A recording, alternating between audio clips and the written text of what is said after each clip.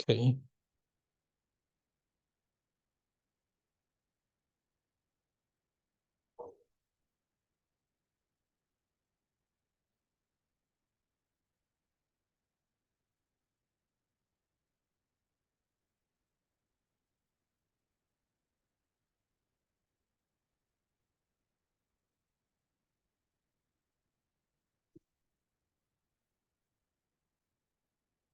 So yeah, let's resume our lecture. So the n-step tree-back algorithm, I don't know if you really get what I'm talking about. So for example, this two-step tree-back return, we divide it into long stacked action and a selected action. So long, so I will use this join. So long selected action will be this two, right? Selected action will be this one. So long selected action will be used to calculate the contribute to this the previous action. So the previous to update the previous the the action value, right? As is shown here. And this oops, this is a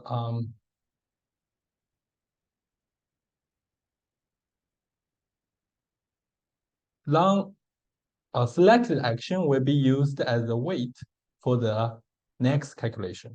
So which is shown here. This is as a weight.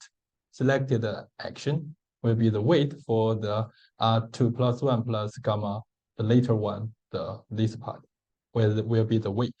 So this is the logic here, okay? Long selected action will be used as the calculated this state or action value function, and the selected action will be used as the weight for the next state. Okay, but in this case, actually, this is a three-step tree-back update. So you will have a three-step until the last one. The last one will be the expected SARSA. Okay, so this part is the expected SARSA part, right? Because this is two-step. And if it is a three-step tree-back, the last part will be the SARSA, expected SARSA operation.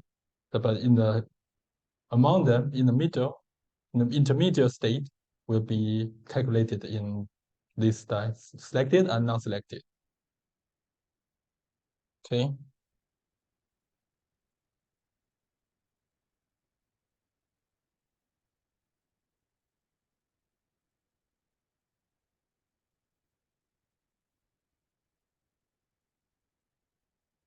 Next.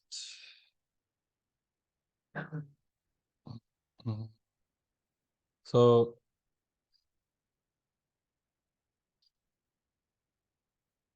okay. So this is the unstep tree back for estimating the action value, okay, to improve the policy, which is off policy approach. Okay. So now we can unify all those algorithms together, because you see we have been designing different, the algorithm SARSA, tree-back, expected SARSA. Now how we can define algorithm that unify them together, then use them mixed. So we call it n-step Q sigma, okay? The algorithm, n-step Q sigma algorithm. So we basically, this sigma here is an indicator to represent whether we want to use importance sampling or the the tree back, okay, here. So because the sigma t belongs to zero, either 0 or 1, it's like one hot encoding. So this rho t plus 1 or pi a t plus 1, either we choose rho or pi. So we choose, yeah. Now, then we just times, once we choose, then we just time them into this return, okay? Similar to the previous one we designed. So in this way, if you look at the right hand, so the right the tree, you see what it looks like. If we choose the sigma equals 1, then it will be the off policy it will be the off policy salsa, right? Off policy Q learning will be Q learning. And if it's sigma equals 0, it will be the either tree back or salsa, expected salsa, right? So we just merge them together. So then actually we are just finished this unstep learning, unstep bootstrapping method.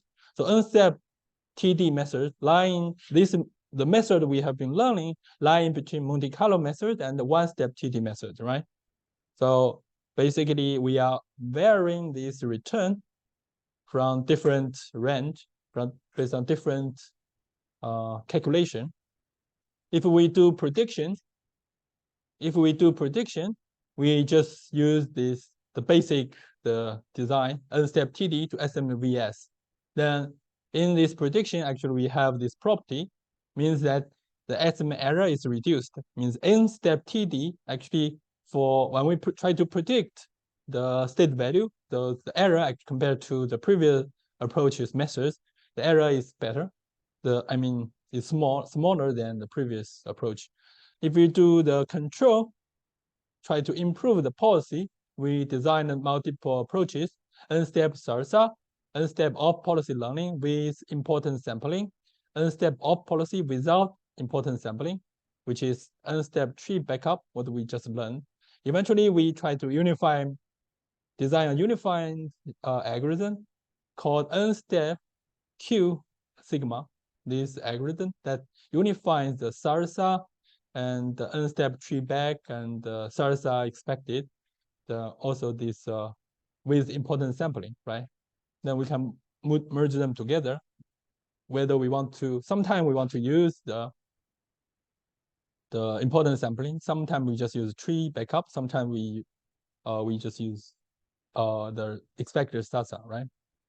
This is what we learned in the first part of today's lecture. Any questions? Compared to, yeah. Any questions? So yeah, let's take some relaxing time to see some recent research by using this deep reinforcement learning. Okay, the champion level John Racing using deep reinforcement learning. Basically, it's 2 months ago. It's published in the Nature, and they use deep reinforcement learning to train a drone agent that compete the human champion of some game. Okay, let's watch it together. You'll see.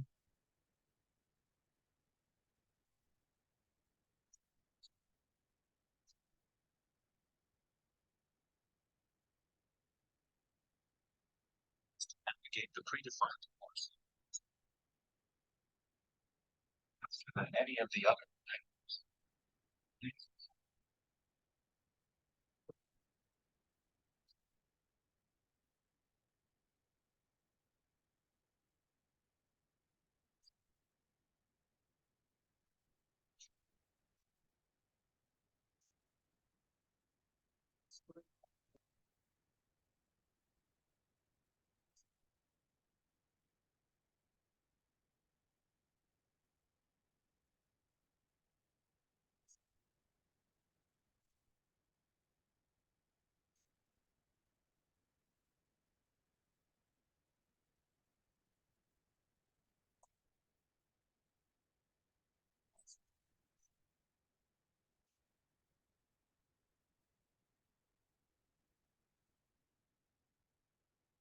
So you see here the VIO state estimate. They use this approach, the green one, to do the location estimate. But actually, the ground truth is the blue one.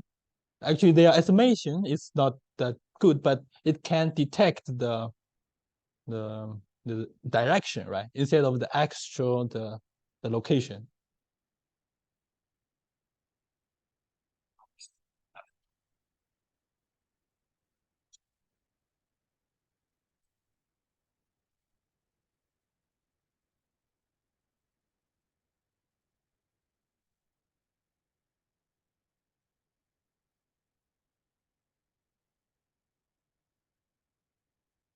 So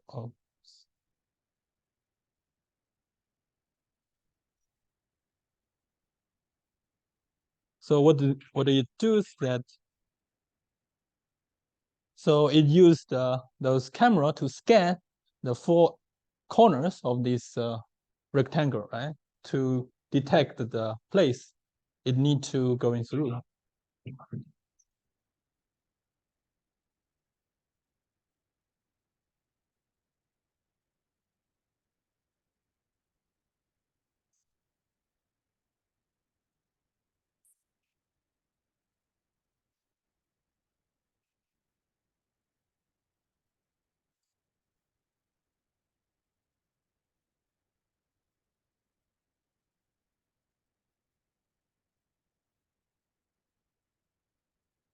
Also decreases when approaching a gate.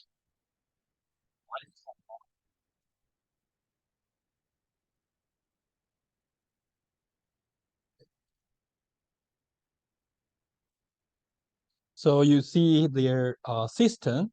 So they use the IMU, so inertial sensor, to detect the there's the pose of the drone, and with the camera, with the IMU, they can detect their direction. With the image, they also need to do the identify the gate, right? So both the data will be sent to the Kalman filter for reducing the error. So they merge them together, reduce the error fluctuation. Which produces this challenge.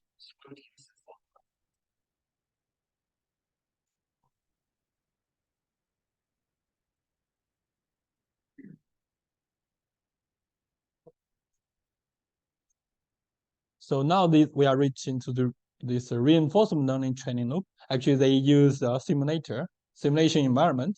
So they put those rectangles, the gate here, and parallel training so many drones in this environment. I mean, this kind of 3D environment. They have this particular gates to going through.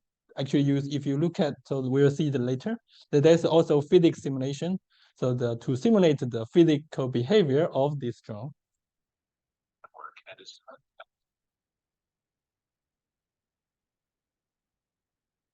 You, you see here, all these like one episode or some the random exploring, right, to this environment. Which one has a higher reward? If you see here. So eventually they converge to the path that has a higher reward, right? Eventually, all those simulation has converged to the better place. 1 hour on a normal day.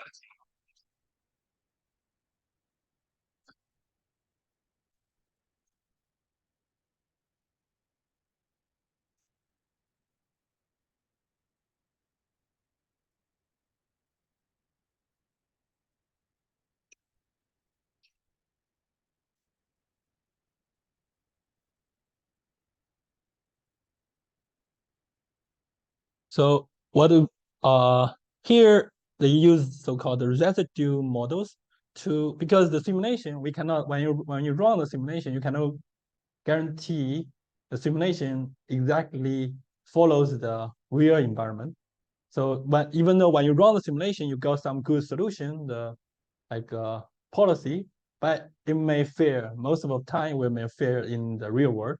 That's why they merged some real world data into their simulation to make their simulation, their training more robust. So they use these residual models to intentionally block some camera, some data, some information from in the simulation. Twin uses these augmented simulations to fine-tune the control power.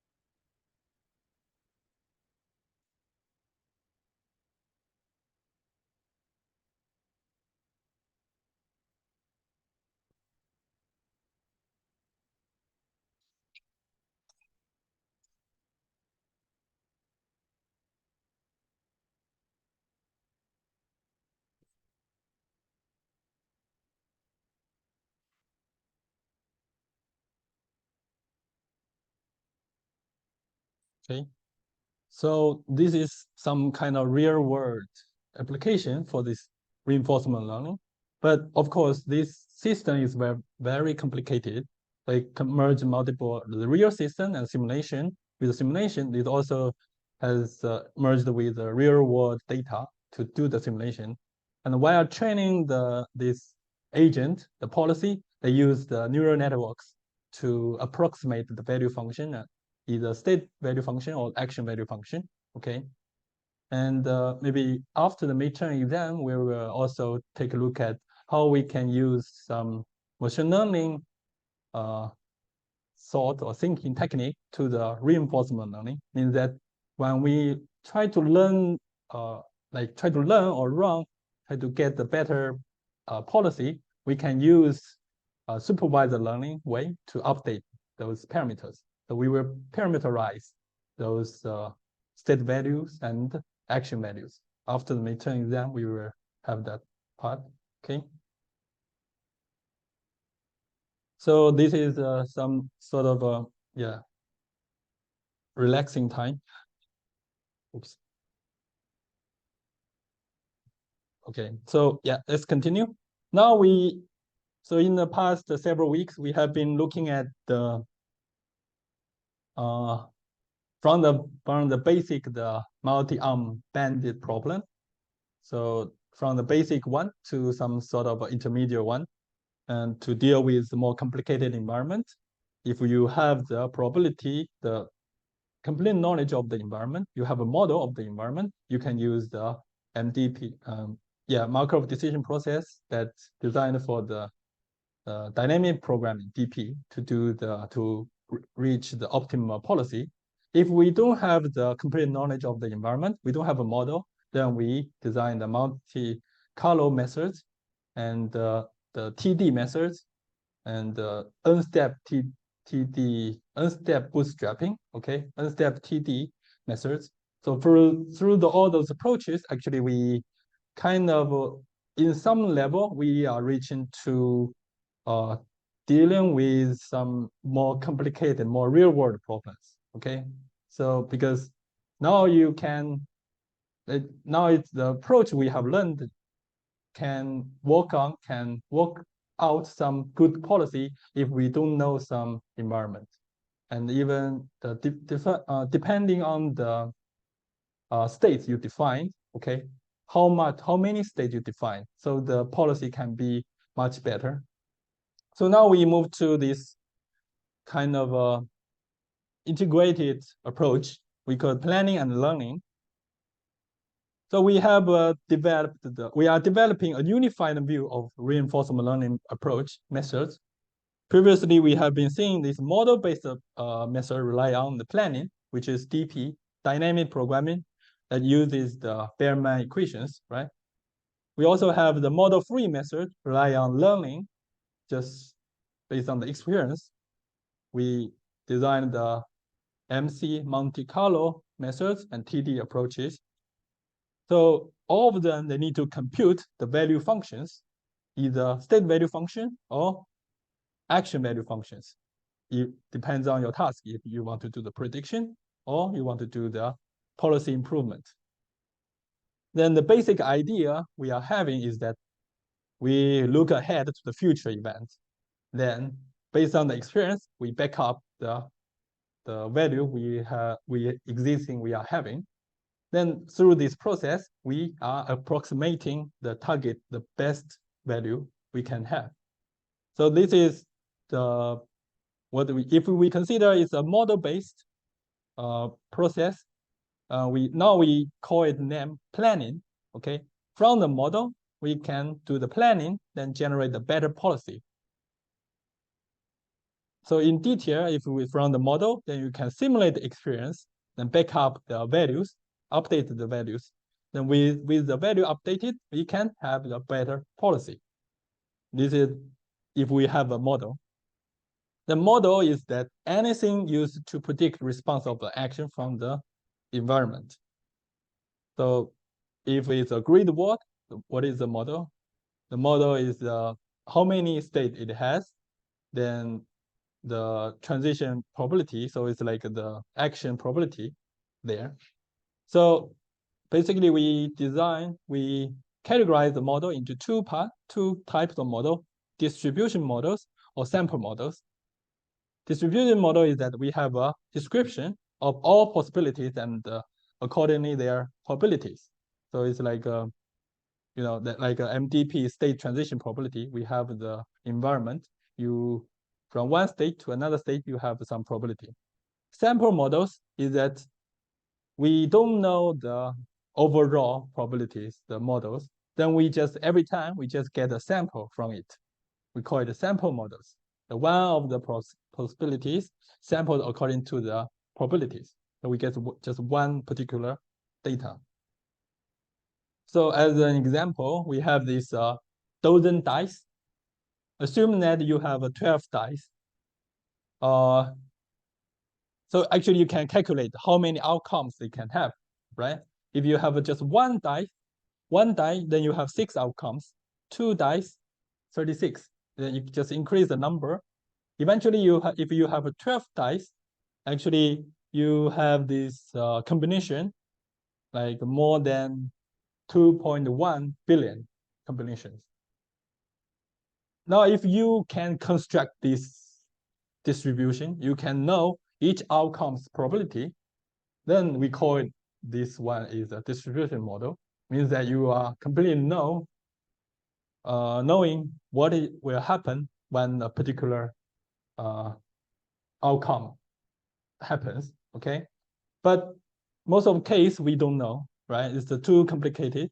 Then if you have the 12 dice, then you just throw them, roll them, then you have a sample.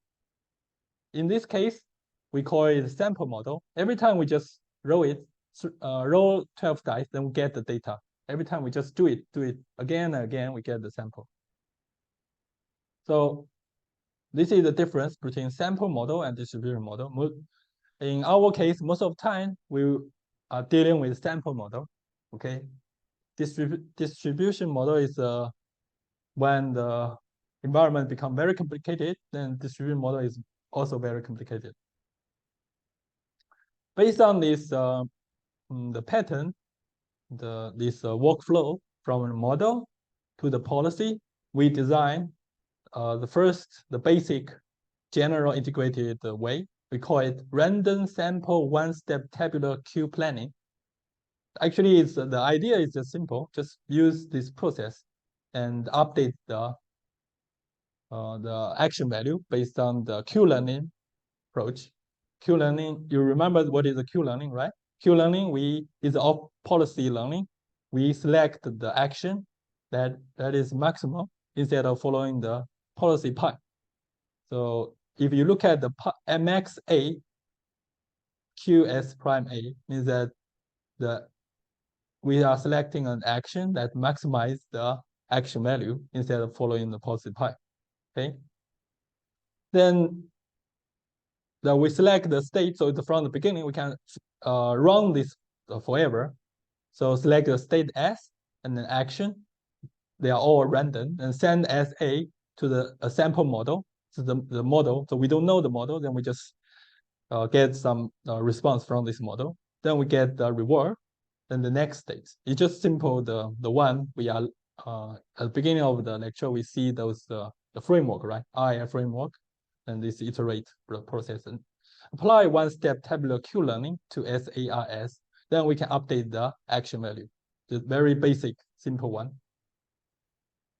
So now the question is, what about the response from the real environment?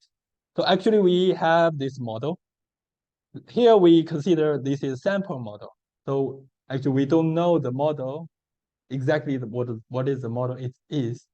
We just every time we just get the input to the model, then the model will give some output for based on internal mechanism of this model, right? Then what about the response from the real environment?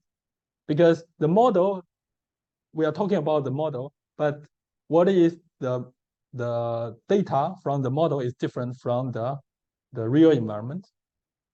So now we are looking at this diner Diner integrated planning, acting, and learning like paradigm for designing a reinforcement learning algorithm. So if we input the real experience that can both improve the model and the value policy together, then together with this process, actually the value and policy can be much better than the previous one. So in the past several weeks, we have been learning this using either acting with we do the action, then with the experience from the environment, then we get some response. We reward or return, then we update our value or policy. If we have a model, then we can we just get the information from the model, then update the value and policy, which is what we did in DP, right? So if we use the experience to do them both, we do the direct reinforcement learning to update the value and policy. We can also use experience to learn a better model. Then with the better model, it will generate some value and policy for us together to improve our status. So this is the purpose of the Diner here.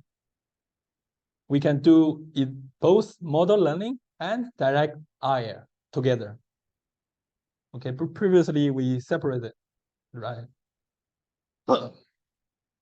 So we have this general Diner architecture. So what you see here, actually it's just exactly the same to the previous one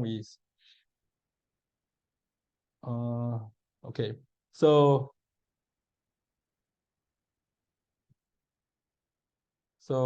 just look at here. Basically, what we are doing is here, the real experience becomes the center of our work. So if you get the real experience, then you update your value policy is the model free, the learning, right? Model free approach. And if you have some model, then based on model, you simulate some experience, then it's a model-based approach. So previously, what we are doing is that we directly use the information we got from the real experience to update the policy. So left-hand side part. Then right-hand side part is the model. We do the model learning from the experience. We update that the model. Then we select an action. Here we use a new term, search control, means that we generate an action and get the reward and simulate this real experience for us. Then with this simulated experience, then we do we call it planning update. We update the policy and the value function for us. So then the thing is how we can design the algorithm for this kind of architecture. So the algorithm process is simple. So we call it tabular Diner queue, because here we use tabular because all the state and action, we can list them with a table, even though the table can be very big. So still we can tabularize them. So from the beginning, so we divided them into 3 parts: learn from real experience, model learning, and planning from the model. So the first 2 steps, A and B, we just the current state, then we use the epsilon greedy way to select the action that maximize the Q, right? Then with this SA, we just learn from the environment, from the real experience, take an action and observe the R and the new state S prime. Then we update based on the Q learning, okay? So you see here, the Diner Q, because we are using Q learning, max AQ here, Q learning approach. Then we update the action value. So this is for learning from the real experience, from the real world. At the same time, with this R S prime, the reward and S prime, the new state, the reward and S prime, we can update the model S and A. What is the model? The model is just the state at which state, which action we need to take, right? This is the model. Then we just update this model with this reward and new state. So actually this real world experience tells us if the model has something wrong, then you can be corrected. When this model is corrected, then we can use this model to plan for us before. What is plan? Plan is that even something hasn't happened, then we plan for it. We can do proactively planning. So we can repeat n times the internal planning, okay, based on this model. Then we repeat n times. We randomly select the state in this model. So assume that we already have this model because based on the real experience, even though at the beginning, the model can be very simple. But when we run have multiple steps or multiple episodes, the model can be become more complete, right? So we just randomly select the state, and based on the state, we randomly select available action. Then we just put the state and action into this model. It will generate the reward as a new state for us because this is a model. It will tell us for a particular state with an action, what is the reward and next state. With this information, we can do this again to this updating with the Q-learning. So basically what we are seeing here is that we are updating the QSA twice, actually more than twice. From the real experience, we just update once. Inside of this planning, actually we update Q multiple times, n times actually from here, n times. Then then we come back again, we loop to the next either time step or the episode. So we take an action. Then actually this QSA is not the one we calculate at this step. Okay, it has been updated by this planning. So the hyperparameters here are, so actually previously we already have the epsilon, alpha, and the gamma. Then now we have one more new hyperparameter is n, which is the planning steps. So let's just look at what is would be look like. We use one example, Dino maze. Okay. Basically, what we are having here is that we have this maze, but different from the previous one, there are some blocks or obstacles for us to reach that goal, the G, the starting point and the S.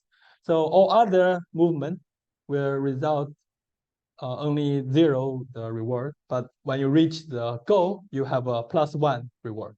So now the purpose is that from the starting point to the goal, which policy is the best to reach here? Means the best policy means that the minimum steps, right? Because all others, the reward for movement is 0. So we have 4 actions. And there's some parameters here.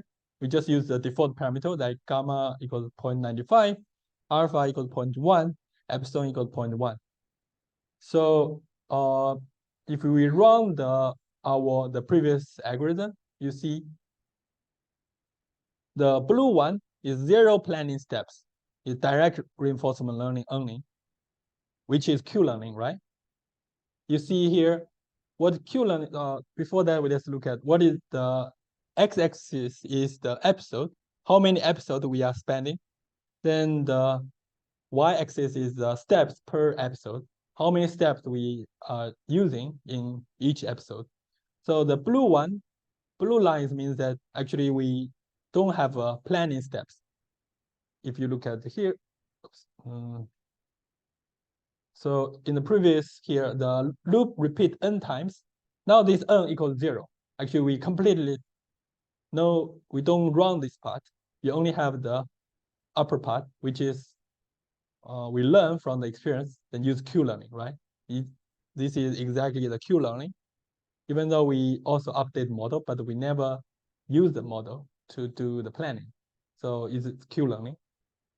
you see here at the beginning, actually we have more than 800 steps in one episode to get the experience. Then when we reach to some multiple episodes, then eventually we can reach to the optimal steps. So what we see here is that we vary the planning step. If it's 0, it becomes the Q-learning, right? Then we take 27 episodes to reach the best policy. But if we put like n into 5 or 50, actually our learning speed is much faster than the basic Q-learning. If, for example, we put 5 planning here, then we just spend about 7 episodes to reach the best policy. If you put 50 planning steps, which n is 50, then only 3 episodes, we already reached the best solution for us, best policy. So what you are seeing here is that, so looking at here, without planning and with planning, if we don't have a planning, n equals 0, it's just basic Q-learning. What is Q-learning? Q-learning is we learn it from the one-step TD learning, right? It's just one step, update the previous step. Then, but when we update the action value, it updates based on the greedy behavior. So if when the agent start this one episode, eventually when it reached to the goal, it only updated the state before the goal state, okay, which is here. So the policy will only update it here when the agent eventually find this location. But because all other places will just be rewarded 0, actually it's useless for the, it's not useless, but it's like not very useful for this agent to explore, because everything there is 0. They did not see any valuable things there. Only when this agent reached to this goal, it realized that, oh, this is the goal I need to reach. But once it finds this goal, it only updates the state, the predecessor of this state, okay? But if you have planning, n equals 50, when the first episode eventually reached to this G, actually with the planning internally actually run the 50 times already. Then with the model, then the model is already generate the rough policy for you. So next time when you in the like later episodes, when you run the agent to move, so it can follow the policy generated by the model, then which accelerates the learning process. Okay, any questions? So what we are seeing here is that we have 2 parts, right? 2 process, learning from experience or learning from model. So the learning from model, we call it planning. If we have a planning internally, then actually it will accelerate the learning from the real world, okay? This is the key information shown here. So also another point we need to pay attention is that we can actually parallelly run in the DynaQ, this algorithm, because you see we repeat. So if you look at this algorithm, it starts from the beginning until end. Actually, we repeat this loop multiple times, n times here. But at the same time, actually, when we learn from the experience, I mean, the environment can immediately respond to our action, right? So actually, we can do this process parallelly. Whenever there's a new update for this queue, so this queue become like a database. From the left-hand side, this learn from the experience. Whenever there's a new experience, then we just update the queue, then which leads to a new policy. At the same time, the experience will send to the model. The model will be learned, updated. Then we can run this planning from the model. Each planning of the model will also update this QSA. So means that actually if you write the program, you can write one process for this learning from the experience, another process learning based on the model. Then the model also are updated by the data from the real experience. Then both of them will access the common memory or the database, which is QSA. So it is possible that when you receive the reward, you take an action, receive the reward from the environment, then this QSA has been already updated by this planning. Then at the same time, when this N planning, the N times planning is updating this queue, it's also possible that some of states has been updated by the real world data. Okay, so we can run them parallelly.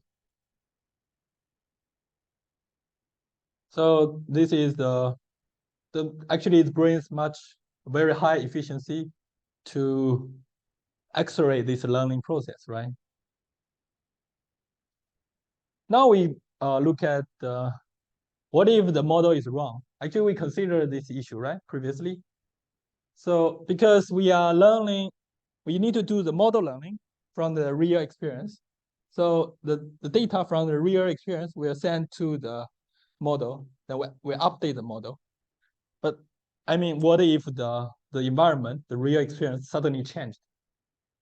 Means that when the environment is changed, then the model is not correct, right? It's not correct anymore. So we can, in that case, it is possible that the planning from the model will become suboptimal. Okay, we're running into suboptimal policy. Example here is that we have actually two examples. One is the blocking maze. So the basic setting here is that we have this block, is the obstacle. Then you have the starting point. You need to reach the goal. So after the 1,000 steps, so this obstacle will shift one location, one cell. So the shortest path will be blocked, and there will be a detour path around here. So if you run the DynaQ, you will see some interesting. So DynaQ plus we'll look at later. At this moment, we just see the DynaQ. If you see this process, the y-axis is the cumulative rewards. That means that when you run your episode, the reward will be keeping accumulated, right? Will be keep increase, and the time step. So when you run the simulation, you see the reward will be keep accumulated. But when you eventually actually already find the shortest path from S to G, there's something like this path, right? But if when after 1,000 steps, this cell is blocked and the other side of the cell is open. But in this case, actually, the original policy is not working anymore. So from S to T, using the original policy will be blocked here.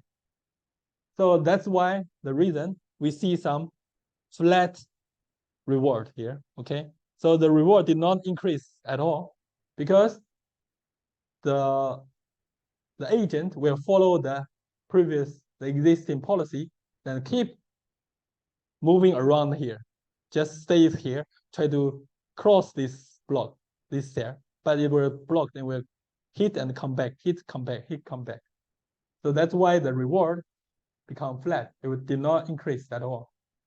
But after the while, because we have this DynaQ, usually we have this epsilon greedy, then occasionally we will try another action. So eventually find another solution. So you need to update all the policies. So it means that this policy will not be used, change to the left. Eventually, as find another policy, we move to this detour way to the goal. So that's why after like maybe 500 steps, then the accumulated rewards keep now increase. So for this scenario, actually DynaQ works okay, right? Still can update the model. So because the model is not correct anymore, if it runs keep following the model, then we'll still just delay the finding the better solution. Now let's take a look at the right-hand side. Another example is a shortcut maze. The difference is that we give so the initial state is in this way. So one cell is open, the other cell is blocked. So the agent need to learn the optimal policy to reach the goal G. So after 3,000 steps, one cell is left. So now we have a shortcut toward G instead of following the detour way to G, right? Now, if we just use the DynaQ, actually, if you observe the DynaQ, actually DynaQ never try this shortcut to reach G. Once it learn the available durable policy, you just follow this policy. It's in their model. You just consider this place is blocked. It will never try the shortcut, a better place, okay, from the DynaQ. So we'll look at later how DynaQ Plus improve this situation. If we look at this, there's the model tells there's no shortcut. So even though in real world it's already open, but the model still consider is closed. We look at the left-hand side. So you see this is like a heat map. So the higher number, the brighter color means that the times visited to those states. So the initial state is that this shortcut there is blocked. So the agent learned the optimal path from starting point until the goal, right? So this cell is the necessary cell to reach the goal. So that's why the cells around this cell is kind of frequently visited. But when the environment is changed, so this new cell is open, but the model cannot learn it. But so this place has never been tried in the DynaQ algorithm. Okay, the agent will still follow the current policy to reach the goal. This is through the simulation what we see. Now go back to now how we can improve this situation. So obviously this is not good, right? When the environment is changed, you definitely want to find a better policy to reach the goal. So the idea is that we change the reward for the state transition in the planning part, in the simulated experiences. So if you look at so we give the bonus reward to long untried transition. So we add some extra reward to the long untried transition in the simulated experiences. How we can do?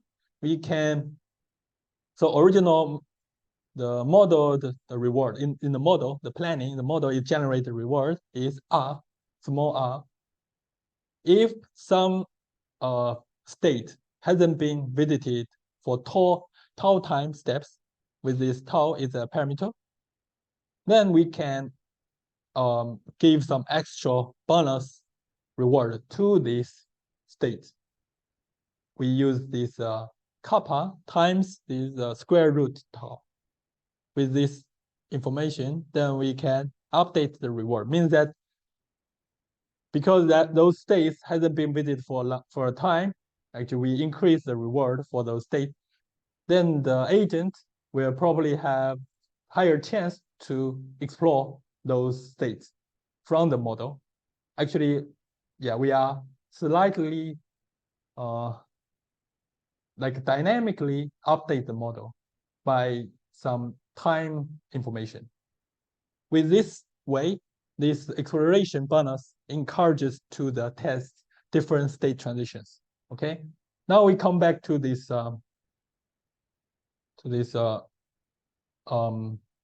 maze. So from left-hand side, the DynaQ Plus performance better. So I mean, from this part is okay because the originally DynaQ can still find a new policy, but DynaQ Plus increase the accumulated rewards quickly, faster, because it adds the extra reward, right? Now from right hand side, you see DynaQ successfully find the shortcut, then the reward increasing rate become faster than the previous one, DynaQ Plus. So yeah, this is how the DynaQ Plus works. Any questions?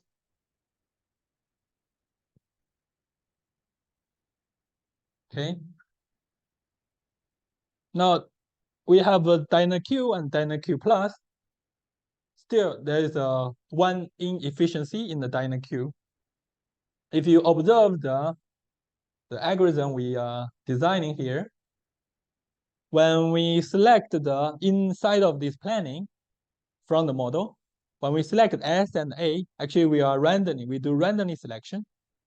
Previous observed state, random action, previous taken in S. So from this state, we randomly select among available action, we randomly select an action. But actually, if you look at the problem we are dealing with, for example, here,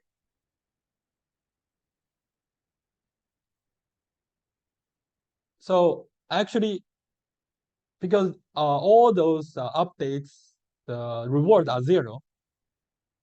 When we do the 50 times planning, actually, some of them are not useful for us because they are always 0. Even though we run 50 times, maybe only like 5 or 10 times planning is useful for us. From maybe close to this goal part, this policy is useful for us. But others are just, it might be useful, might not be useful. So it's not that significant for us. To improve this to remove this inefficiency part in the planning from the model, actually we can update. So any state that has been changed, okay? So we don't do the random selection. We can select some state that has been changed, the value has been changed. Then we just run the planning for those states. That is basic the idea. For example, here, we probably some states has been changed here. Then we just update the policy around this state, the states linked to these updated states. For example, usually because when we update the state, it's linked, right? Associated. This state is updated, then the predecessor state is also updated, then update somewhere. So we only need to update those states that are linked to some state changes, right? We don't need to update all other states that is not related to these changes. This is the basic idea for improving DynaQ. So for this purpose, we designed this so-called prioritized sweeping. And because when we design the algorithm, we also need to consider what is the magnitude or the degree of these changes. some state value changes larger, some state just has small changes. Then we need to prioritize which states we need to update first. That's why we have this prioritized sweeping.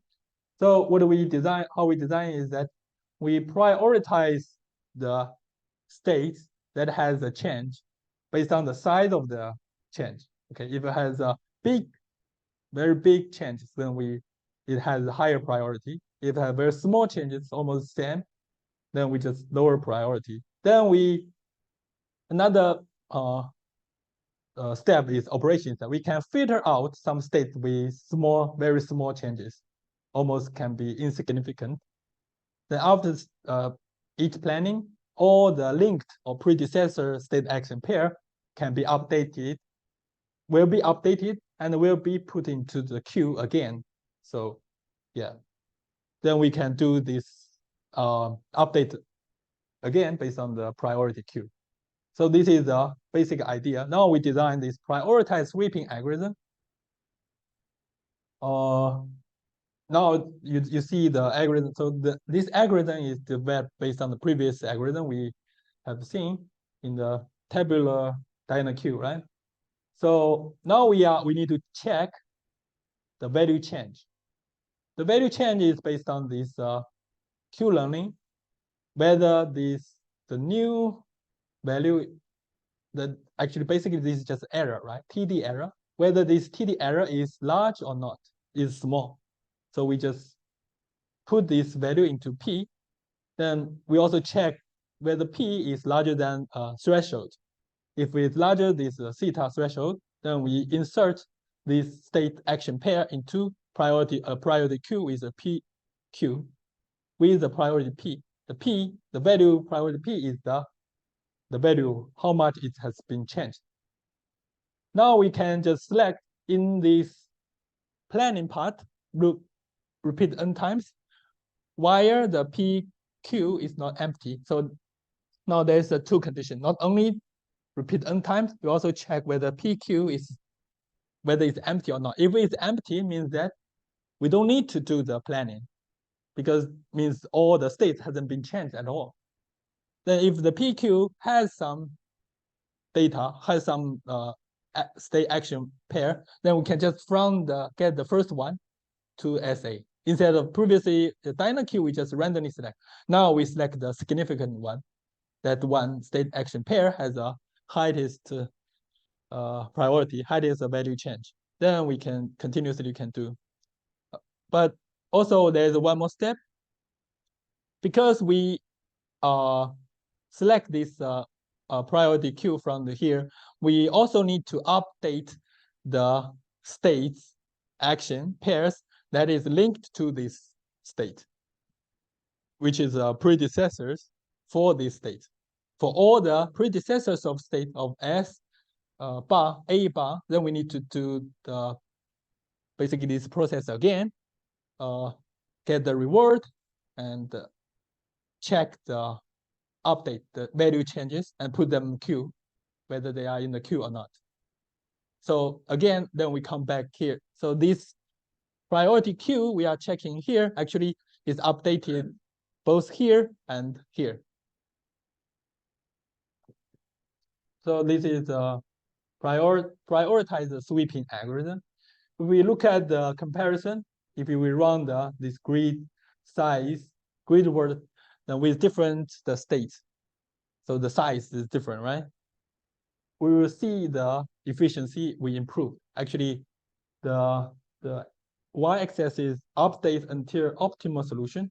So then it's a magnitude 10, square 10, triple 10.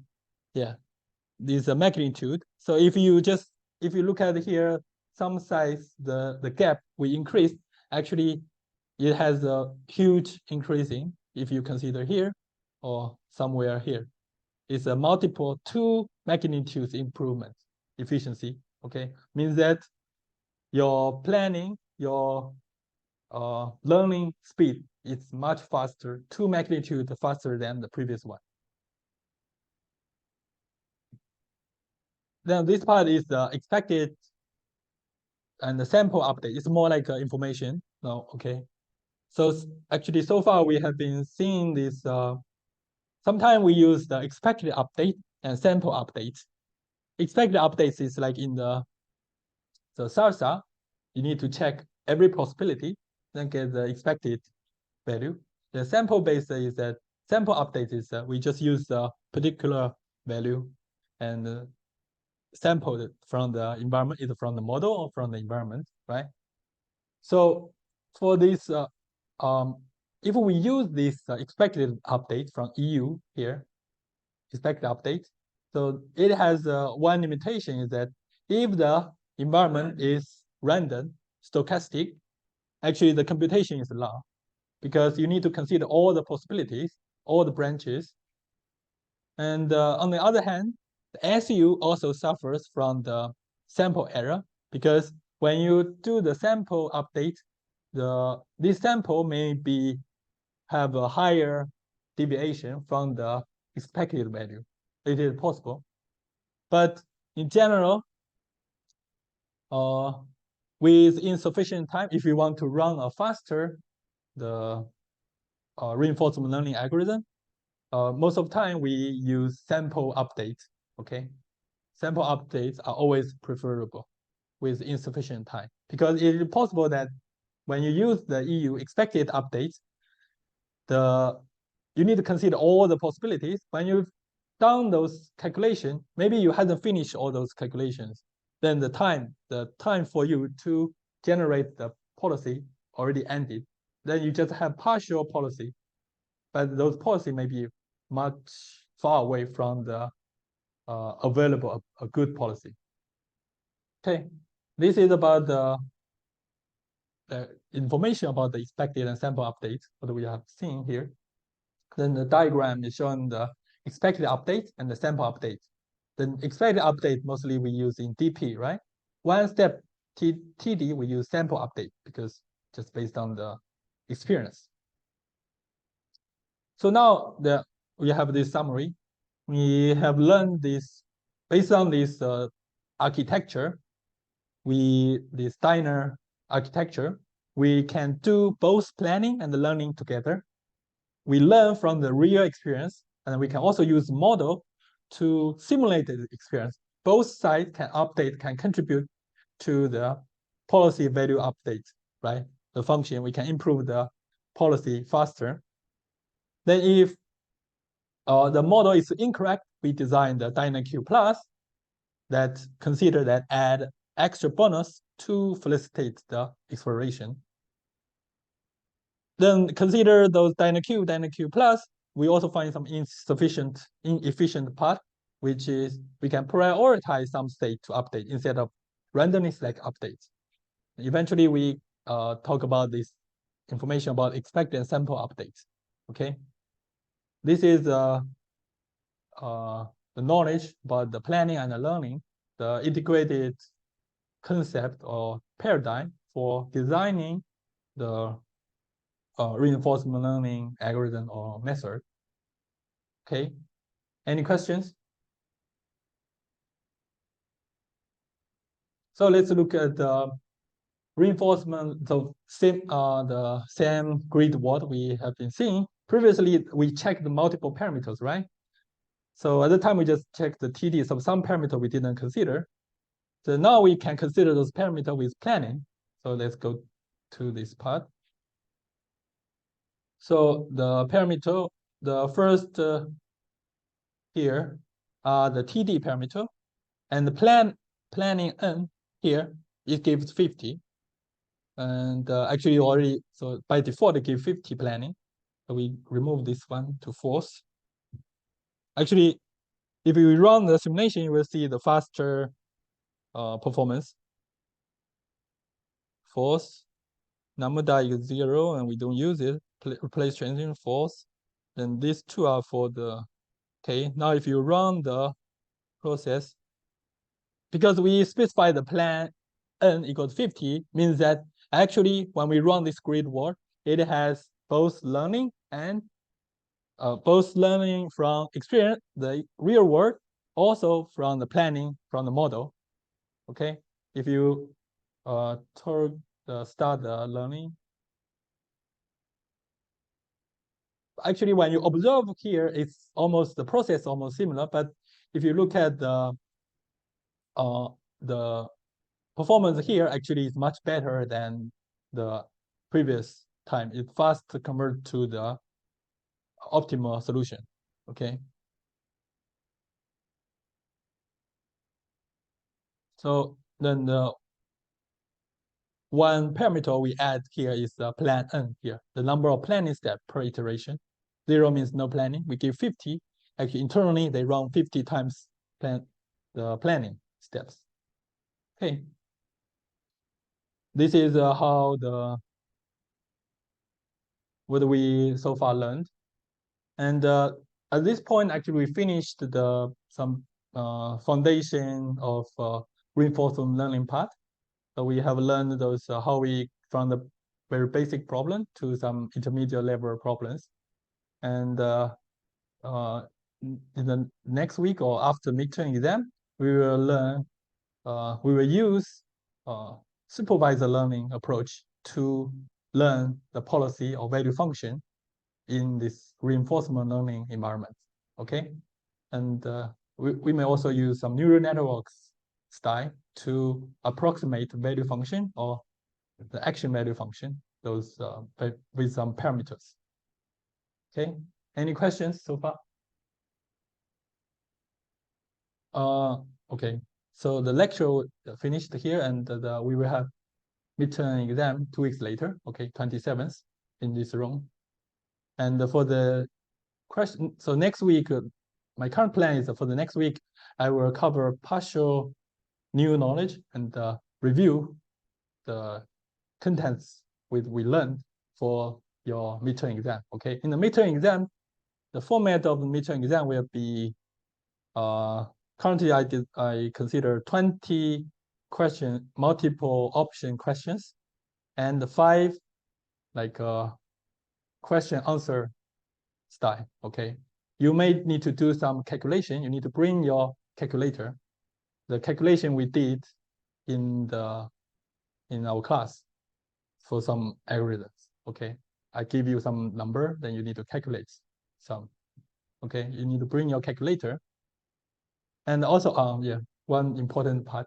So you can bring one A4 cheating sheet, handwriting, one A4 cheating sheet, write down anything you'd like to write. One side, not double side. One side, one A4 page, handwriting. Okay, any information you feel important for you to get through this exam. Okay, any questions? So I will write down this instruction in the iCampus. Yeah. Okay, we are done today. Thank you for your attention. See you next week.